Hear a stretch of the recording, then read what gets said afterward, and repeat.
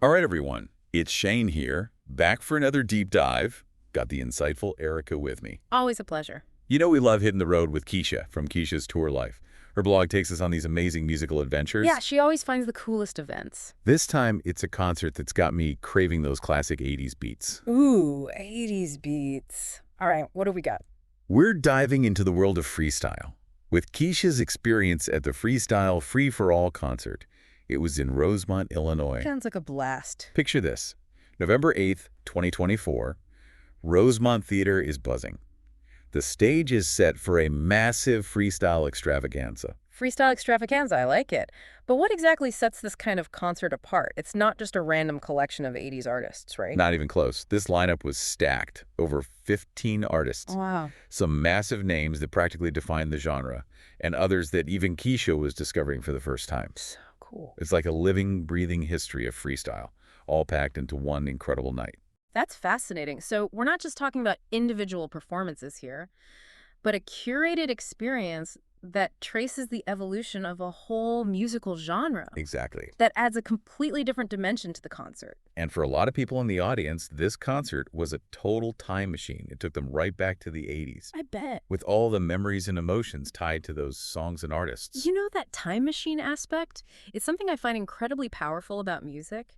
Freestyle in particular, it seems to have this unique ability to evoke strong emotional responses. Yeah, why do you think that is? I think part of it is the rhythm and energy of freestyle. It's music that makes you want to move, to dance, to Yeah. let loose. You're right. And that physical response can be incredibly powerful, especially when it's tied to memories and emotions from a certain time in your life. That's a great point. It's not just passive listening. It's a full-body experience. And when you combine that with the lyrical themes of freestyle love, heartbreak, longing, Oh, yeah. you've got a recipe for some serious emotional resonance. Absolutely. And you can feel that energy radiating from Kecia's blog post. She highlights some incredible performances that really capture the essence of freestyle. For example, seeing Exos reunited on stage was a huge moment for her. Reunions always bring a special kind of magic, don't they? It taps into not just our personal nostalgia, but a shared cultural memory, like a collective remember when moment for everyone who grew up with that band. And with Expose, the reunion was even more powerful because there was a period where none of them were performing. So to see them back together, singing their hearts out, it was like a piece of music history coming to life. And I imagine that feeling of shared history was amplified by being in a room full of people who felt the same way. There's an energy that happens at live concerts, especially when the music is so deeply connected to a shared experience like that. Totally. It's like the whole audience is transported back in time together.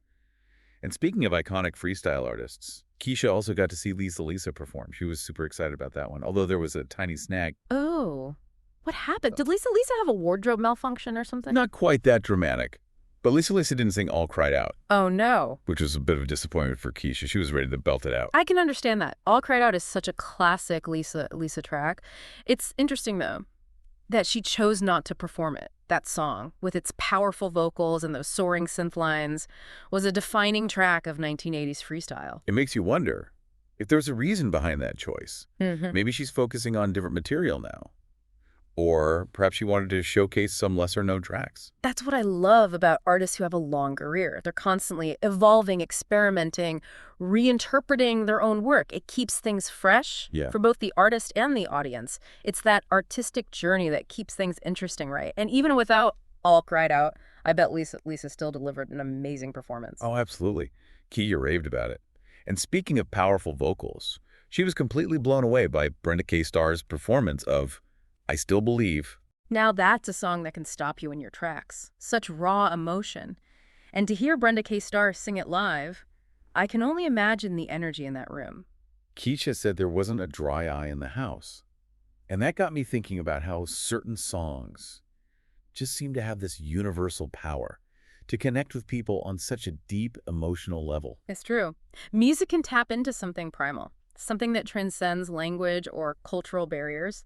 And with a song like I Still Believe, which speaks to those universal themes of hope and resilience, it's no surprise that it resonated so strongly with the audience. It's a reminder that music isn't just entertainment.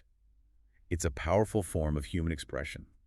It allows us to connect with our own emotions and share those feelings with others. And that shared experience is amplified in a live setting, especially at a concert like this, where the audience is so passionate about the music, it creates a sense of community, a feeling of belonging that's truly special. Absolutely. And speaking of shared experiences, Kecia also talked about the artists who were new to her, Oh, which cool. brought a whole other layer of excitement to the concert. Oh, that's what I love about events like this. There's always an opportunity for discovery, for expanding your musical horizons. Even if you're a diehard fan of a genre, there's always more to learn and experience. Right. And it's a testament to the enduring power of freestyle, that it continues to attract new fans, even decades after its peak popularity. There's something about the energy, the rhythm, the overall vibe that just seems to transcend generations. And that's what makes it so fascinating to dive into. There's a reason why this music has resonated with so many people for so long. It's not just a fleeting trend. It's a cultural phenomenon that has left a lasting impact on the music landscape. Speaking of lasting impact, this concert was nearly 5 hours long. Wow. I can't even imagine the stamina it took for both the artists and the audience to keep that energy going for that long. That's pretty remarkable. It makes you wonder if that length was part of the experience itself. Like they weren't just performing songs, they were creating an immersive world of freestyle that the audience could fully inhabit for those 5 hours. That's an interesting way to look at it. It becomes more than just a concert. It's a shared journey, a collective celebration of a particular sound and culture. Exactly. And it's not just about the music itself, but the memories and emotions that the music evokes. For a lot of people in that audience, those 5 hours were probably a whirlwind of nostalgia, taking them back to their youth, their first loves, their formative experiences. Like a time capsule of emotions, all unlocked by the power of music. And, speaking of journeys, Kecia had quite the adventure just getting to the concert. Oh, tell me about it. I always enjoy her travel tales. Did she encounter any hilarious mishaps or unexpected detours? Well, she embarked on a 6-hour drive from Wisconsin, battled the infamous Chicago traffic, and even had a bit of a hotel hiccup when she arrived. Oh, Her no. room wasn't clean. That's the worst, especially after a long drive. They quickly found her another room, and she was able to grab a much-needed bite and a martini before heading to the concert, which conveniently was right across the street from the hotel. Talk about a silver lining. But you know what strikes me is that even with the traffic and the hotel snafu, it's clear that Kecia's focus was always on the concert itself. That's so true. It highlights the level of anticipation and excitement that surrounded this event. It's like nothing was going to dampen her spirits or diminish the joy of experiencing this freestyle extravaganza. And I think that speaks volumes about the power of live music. It has this ability to transport us, to connect us, to create lasting memories that outweigh any minor inconveniences we might encounter along the way. Absolutely. It's all about embracing the experience, the journey as much as the destination.